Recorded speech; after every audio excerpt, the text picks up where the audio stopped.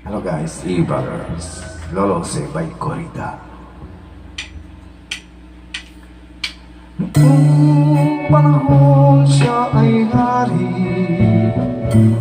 masiglang kanyang pati, mahigpit ang hawak ng mga daliri, at ang lakad na may matuwid. Mahusay ang kanyang talumpati, makisig kung siya'y magdamit. Malalim ang kanyang pag-iisip, at lahat ay sa kanya nakatitig. Ngunit ngayon siya'y pagod na, mahina na rin ang katawan. Pinagmamasdan na lamang sa bintana ang unti-unting pagdaloy ng ulan.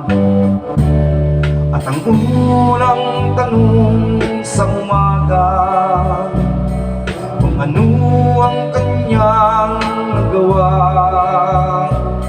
sa paglipas ng 70 taon, nang siya'y malakas at bata pa.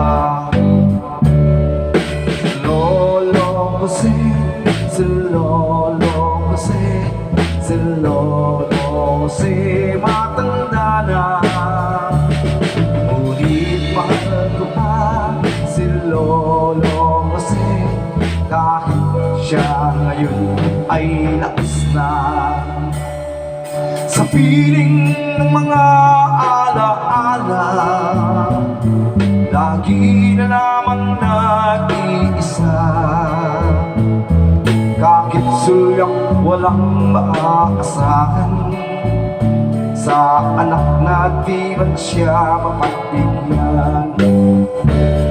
At ang unang tanong sa umaga, kung mayroon pa siyang magigisnan, naniwala sana na naping buhay. Ngayon siya'y matanda at laos na. Si Lolo Jose, si Lolo Jose, si Lolo Jose, matanda na. Ngunit mahal ko pa si Lolo Jose, kahit siya ngayon ay laos na. Sa dilim ng kanyang pagkaasa,